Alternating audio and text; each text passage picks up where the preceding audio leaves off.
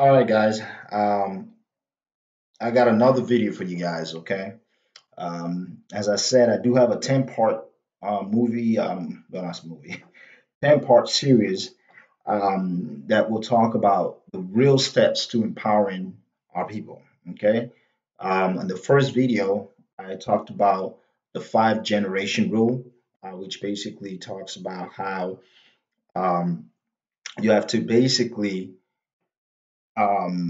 worked within 5 generations, obviously passing it to each generation the information on steps that can be taken to basically get out of our situation. Okay.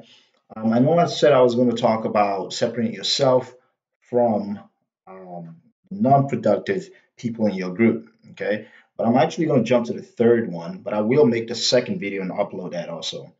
But in this video, I want to talk a little bit about mental illness and health in our community. Okay, this is a big issue and a big problem. So I do have a video here, you guys. I'm gonna have you guys watch. It's like a 5, 6 minute video, but I'm just gonna let you guys watch it. Then I'm gonna commentate on that after on what was talked about, and also just give my own input on what I think can be done to definitely help with this process and basically killing the whole stigma about it being an issue and things that we shouldn't be talking about, which I just think is a huge problem, and that's caused a lot of problem in our community. So, without further ado, I'm going to start the video, and that's it.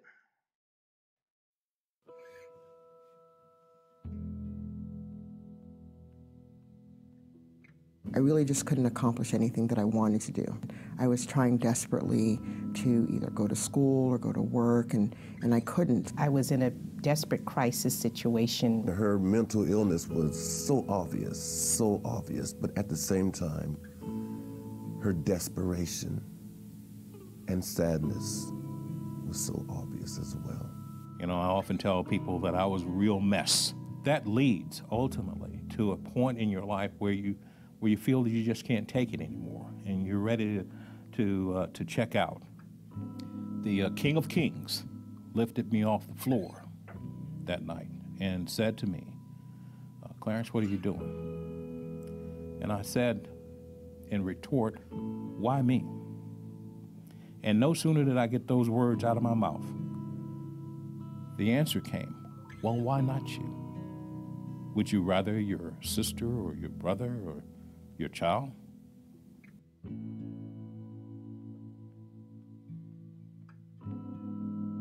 Mental illness was something I knew nothing about. It's hard for people to talk about mental health problems. So I really at one point thought, wow, maybe Black people don't recover. Do people who look like me recover? Because I'm not seeing it. And I got a little worried. I had this moment of worry. I was doing fine, but I had this moment of worry that maybe this was all fake or that it would just shatter like glass or something. I thought it was something to fear. I thought it was something that was going to be devastating for our son, that he could never have a good quality of life again.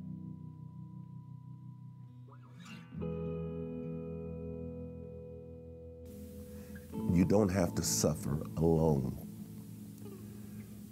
You don't have to believe that you're stuck with it the rest of your life. You know, when I got sober 23 years ago, and I went into these rooms and asked for help, and they said, well, ask that old dude over there for some help. I said, I gotta ask for help. They said, yeah, you have to ask somebody for help. They said, ask that old dude over there. And when I asked the old dude, I didn't know that the old dude was a psychiatrist. I now have a journey and a recovery story that I can share with other families. So that's where I always start with them, is just don't give up hope. It seems hopeless, but know that recovery is possible. Everybody has their place of recovery. It's different for everyone, but it is there. It is possible. And that's really what peer support is. Nothing more is someone who has walked in that shoe and in that space that you've been in, to be able to share their experience, to be able to definitely make you feel like you're not alone. Like I never felt like I was alone, like, wow, somebody else has been through that. You'd have to think about that think people get it. People understand because they have been to that point where they feel like they're in a struggle, and they really are. We really are in a struggle. But guess what? We're all in this struggle. We all are.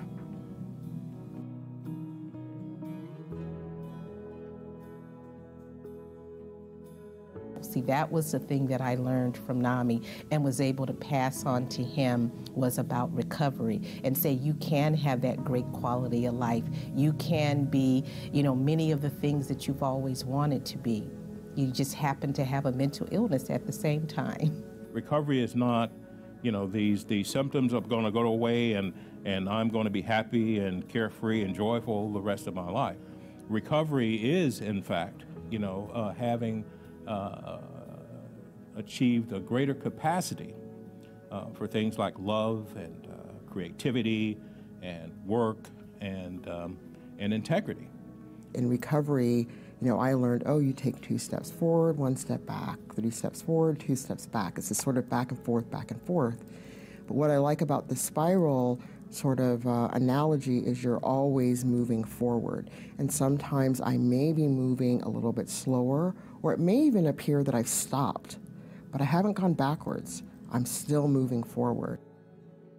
I have found a way to express those things that have been hidden in me for so many years, and I did not know it was there, which caused me to become compassionate, caring, hopefully authentic, loving, and understand the need of another human being.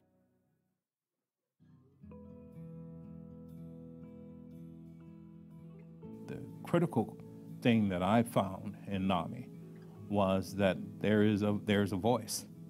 I found my voice in recovery through NAMI. At NAMI, we embrace the entire family. We have this journey that we've all been on together. We rely on each other. People say, when you speak about NAMI, when you speak about what you do, you just light up. You're so passionate about it. I said, because it's so helpful to others, and that's the greatest thing that I see is how we can help a family.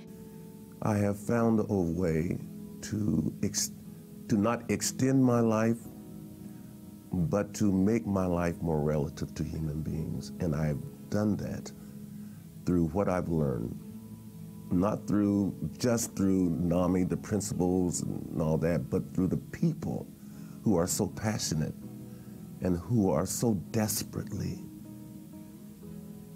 in love with their family members and friends.